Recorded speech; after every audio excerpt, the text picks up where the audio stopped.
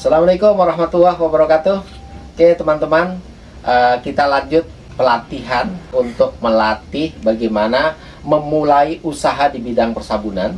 Nah, kebetulan ini sudah hadir ke tempat kami. Ini Mas Sigit dari Bekasi, Mas ya. Ya, Pak. Nah, gimana Mas? Ciputat.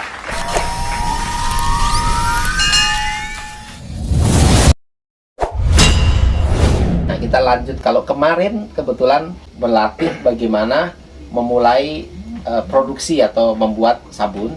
Nah, sekarang berlatih untuk cara mengemas ya.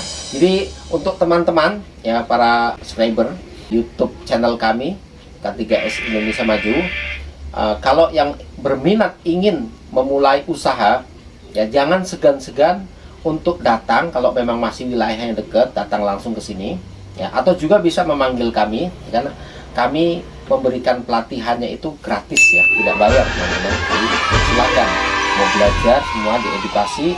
Pelajarannya, materinya dari mulai cara produksi ya, cara produksi yang baik dan benar untuk menghasilkan kualitas yang baik. Kemudian cara mengemas juga ya, cara mengemasnya ke dalam botol atau ke dalam kemasan lain itu juga diajarkan ya teman-teman ya. Nah, ini kita lanjutkan ya. Jadi kali ini materi yang dilatihkan adalah kemarin untuk Mas Sigit itu sabun cuci piring, Mas ya. Iya, betul, Pak. Piring, dan sekarang hasilnya sudah jadi. Jadi yang kemarin sudah diajarkan secara langsung bagaimana cara produksi, cara membuat sabun cuci piring. Sekarang sudah diendapkan kurang lebih sekitar 15 jam kali ya, Ya, kurang lebih seperti itu ya. Baik, dan ini hasilnya. Ini hasil setelah itu luar biasa ya, kentalnya bagus ya. Hasilnya bening dan kental sekali ya. Jadi kalau cara ngetes pakai spatula tuh begini ya, diambil yang banyak lalu kemudian dituangkan begini, jadi ketahuan nih cara ngetes kental ya. Jadi dia tidak terputus seperti ini saat turun ya, seperti ini ya. Baik, ngemas secara manual ke dalam botol. Kalau nanti teman-teman yang memang kan mungkin beda-beda tuh Mas Sigit ya, ada yang memang memiliki budget permodalan ya, sehingga mungkin nanti bisa membeli mesin e-filling ya. E-filling itu adalah mesin untuk mengemas ya. Jadi kalau e-filling itu udah otomatis, tinggal disetting, misalkan jumlahnya 450 ml tinggal disetting, jadi langsung dia menuang sendiri sampai sejumlah settingan tersebut ya. Nah, ini botol kemasan untuk sabun cuci piring 450 ml.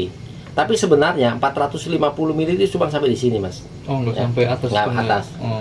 Cuman kita ini dalam memasarkan produk, kalau kita punya keunggulan dari yang lain gitu ya.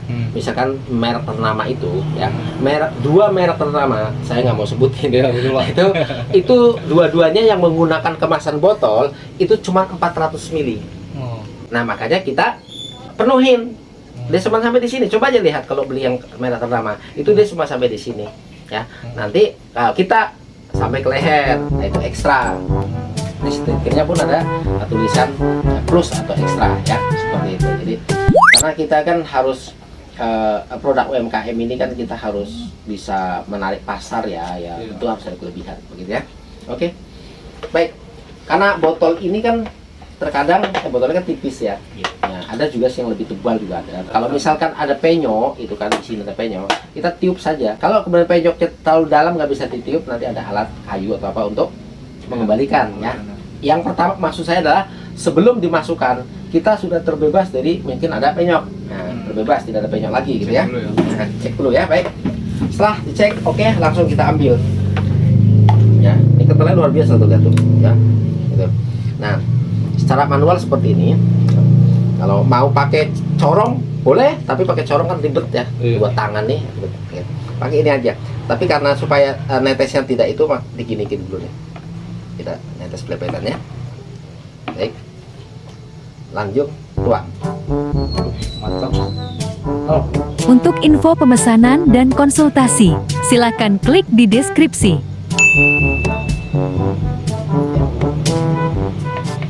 Taruh di sini kan.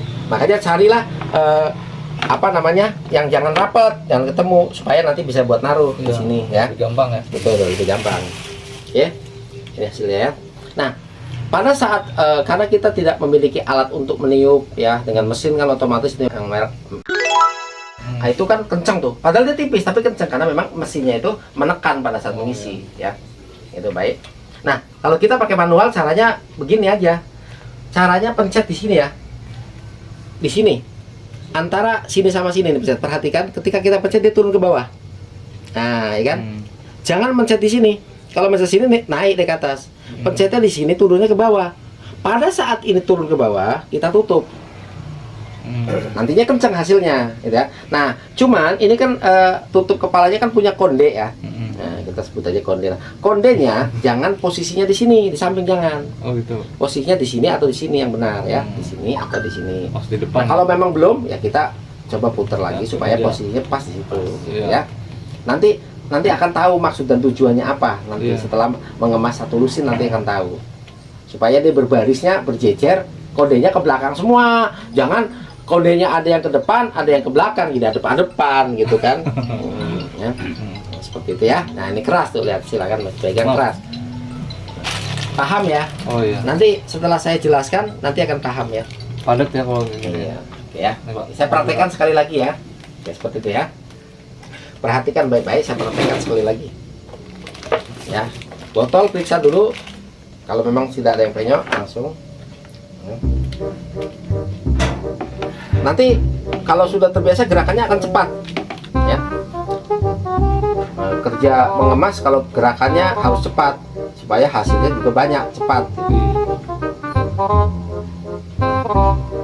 Efisien Ya, waktunya. kalau yang kerja di sini itu emak-emak tuh udah pada cepet-cepet banget ya mas beginian. Emak-emak. Gitu. Kan yang kerja doang-doang ini emak-emak semua di sini. Oke, ya. Perhatikan ya. Jadi ketika kita pencet ke belakang ke sini ya. Begini ya. Bukan dari sini ke sini. Kalau sini mah dia naik ke atas tuh. Pencet gini. Maka langsung ditutup. Yes. Nah, itu kencang ya. Hasilnya luar biasa, sudah kental, beningnya pun luar biasa ya. Tuh, kalau memang nanti masih ada gelembung-gelembung itu, nanti dengan sendirinya dia akan hilang. Ya, oke. Mas Faisal langsung coba, Mas Faisal, Mas Sigit langsung, silakan. Boleh. Ya, Satu aja. silakan.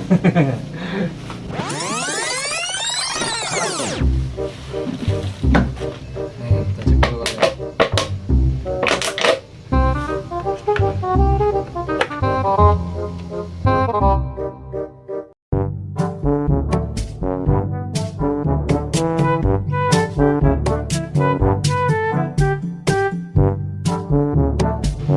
Belakang lehernya, coba turun ya. Nah, yang terlalu kenceng. Udah, oh. Oh iya.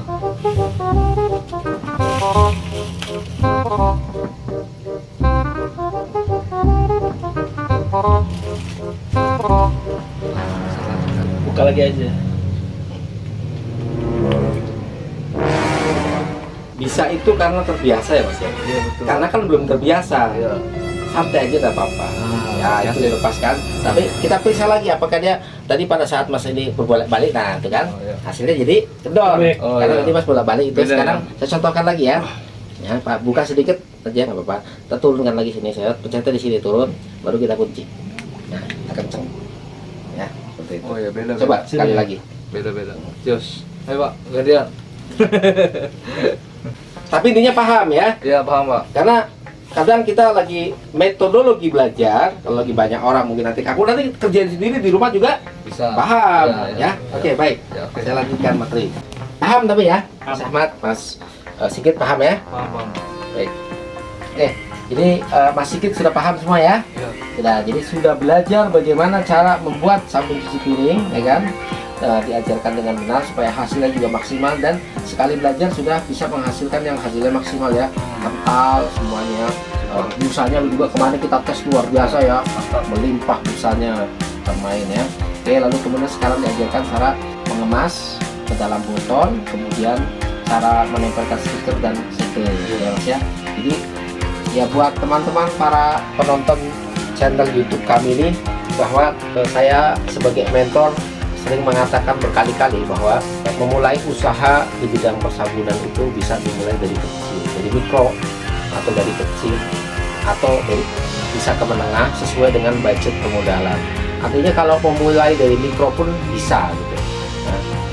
Bisa produksi rumahan gitu. Jadi belajar tentang HPP ya, kemarin yang sudah kita sampaikan bahwa HPP untuk kalau kita mau menjual kita harus tahu HPP ya. Kita produksi, kita menjual harus tahu HPP.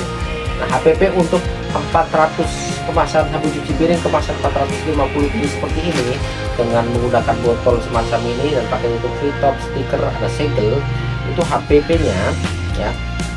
Pertama isinya cairannya, lalu kemudian harga botolnya, harga stikernya, harga segelnya nanti ini itu totalnya yang begini nih harga HPP-nya itu adalah 4.485. Gitu kan. Nah, kalau misalkan ditambah biaya operasional ya, mungkin ada ongkir, ada untuk bayar anak buah kalau memang ada anak buah gitu kan. Anggaplah itu setelah HPP biaya operasionalnya 40% deh. Masih tetap untungnya tinggi. Kenapa? Kalau kita misalkan ini jual 8.000 aja kan, nantinya kan keuntungannya 100%. Nah, 100% masih dipotong 40 deh untuk operasional, masih tetap tinggi. Dapat ya. Dengan masih dapat masih tinggi.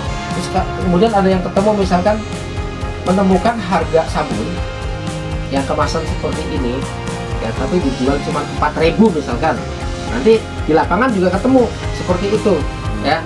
Tapi saya tidak pernah tergoda dengan itu karena logikanya mudah, hitungannya gampang kok gitu. Kalau dengan harganya bisa seperti itu, sudah pasti kualitasnya di bawah. Ya. Udah jelas kan dari bahan baku yang kita pakai gitu kan. Oh, tapi ada juga misalkan yang bilang bahwa oh itu karena dia produksinya skala besar, ya membeli bahan Texaponnya mungkin berdrum-drum. Sudah saya hitung itu tetap ya dengan pembelian yang menggunakan drum, harga per kilonya jatuhnya misalkan Texapon jadi cuman 22.000 gitu. Tetap aja ketika dibuat lalu kemudian dikemas seperti ini dijualnya cuma 4.000, berarti dia menurunkan kadar. Ini seperti itu ya. Iya, betul pasti ada. Jadi banyak pengalaman yang ditemukan juga akhirnya daripada kita menjual tapi pembeli tidak kembali lagi gara-gara kualitas ya kan. Terus nilai surfaktanya juga rendah, daya bersihnya rendah otomatis. Pembeli baru beli sekali kapok, mendingan kita bertahan dengan harga yang lebih tinggi ya, tapi kualitas tetap terjaga seperti itu ya. Jangan terlalu tergiur dengan itu. Prinsip saya begitu kan. Ada Pak, ada yang lebih murah ini ya, salah hati bodo amat ya, seperti itu ya. Baik iya. Oke teman-teman ya, jadi ini obrolan santai karena memang kalau mau berlatih sini memang santai banget itu, ketemu dengan saya langsung santai gitu, terbuka malam-malam datang silakan gitu kan. Iya karena memang iya kita pinginnya adalah menebarkan manfaat kepada orang banyak gitu ya, untuk memulai usaha pada sebuah produk yang sangat rendah resikonya ya. Membuat sabun itu rendah resikonya mas gitu. Kalau kita mau usaha produk misalkan bikin roti gitu ya, tinggi resikonya. Kenapa ya, paling lama juga mungkin 14 hari sudah kadaluarsa gitu kan. Nah atau wah saya mau jual buah-buahan, nah kita pikirkan dulu resikonya dia busuk gitu kan. Harus pikirkan lah, nanti ada risikonya. Tapi kalau ini tanpa risiko, luar biasa. Pasarnya juga luar biasa. Di video-video sebelumnya saya sudah sampaikan tentang pasar sabun.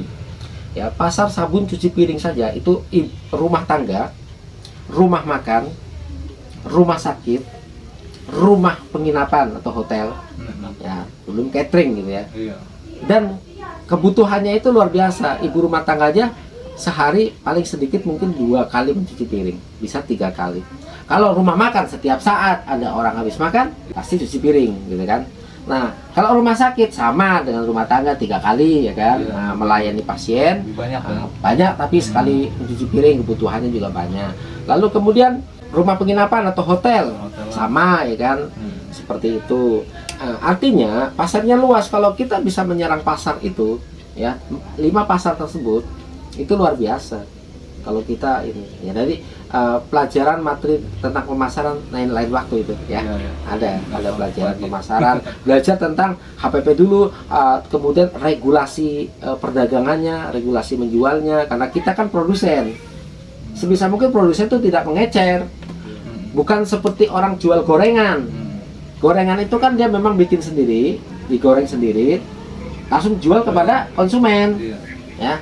Tapi kalau kita konsepnya lebih baik, menjual kepada, misalnya kita bikin regulasi. Jadi regulasi dagang itu kan ada 4 ya, saya sebutin. Yang pertama, produsen mendistribusikan kepada distributor. Biasanya satu kota satu distributor, gitu kan? Nah, nanti di kota tersebut si distributor mendistribusikan kepada para agen. Biasanya satu agen satu kecamatan. Nah, nanti baru si agen ini mendistribusikan kepada reseller, ya, para pedagang. Reseller itu mungkin toko atau pedagang-pedagang online, gitu kan. Nah, baru reseller menjual kepada konsumen. Nah, tapi kalau kita skalanya adalah skala UMKM, dan UMKM itu kan usaha mikro, kecil, menengah, dan memang posisinya kita masih di mikro, bukan di kecil atau bukan di menengah, ya sah-sah saja ketika kita memproduksi jualnya ke konsumen langsung, karena memang kita masih mikro. Nanti lama-lama juga ada orang yang, Pak, saya jadi reseller deh, bisa nggak? Nah, tuh udah mulai dapat reseller kan. Nah, ada regulasinya. Misalkan setelah kita paham HPP-nya berapa, operasionalnya berapa, ya untung sedikit nggak apa-apa. Ini kan setelah tertutup HPP, tertutup operasional, kita masih untung misalkan Rp1.000, Rp1.000 besar. Nah, tapi reseller datang sekali ngambil 5 lusin, ya kan? Itu kuantitinya kita mainkan. Nah, itu nanti materi pemasaran ada lain lagi lah ya, seperti itu ya. Ya Mas Sigit ya, Mas Ahmad, seperti itu kurang lebihnya. Ya, jadi tetap semangat ya. Kami di sini tuh terbuka. Kalau mau datang terus konsultasi, datang, karena kebetulan masih wilayah Jakarta sekitarnya, langsung aja. Yang jauh-jauh juga kami datangi kok, kalau memang harus kami datangi ya. Oke, cukup begitu dulu ya. Coba semua ya. Oke, baik teman-teman, ilmunya. Iya, teman-teman, bahwa kami di K3S ini memang selalu terbuka untuk konsultasi. Ya, memang mungkin bisa melihat muka saya lelah memang, tapi alhamdulillah saya dapat telepon WA itu dimulai dari habis sholat subuh sampai nanti jam 1 malam masih ada yang konsultasi, tapi saya tetap dengan senang hati untuk melayaninya ya. Nah, karena niat kami dalam hal ini memang untuk menebar manfaat.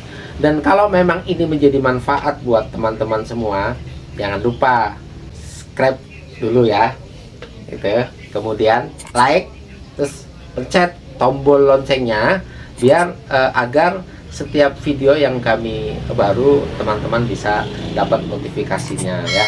Sekali lagi, kalau memang untuk bermanfaat buat teman-teman, jangan lupa subscribe dulu ya. Baik, itu saja, semoga bermanfaat dan menjadi keberkahan semua untuk teman-teman ya. Baik, Assalamualaikum warahmatullahi wabarakatuh. Salam sukses bersama K3S.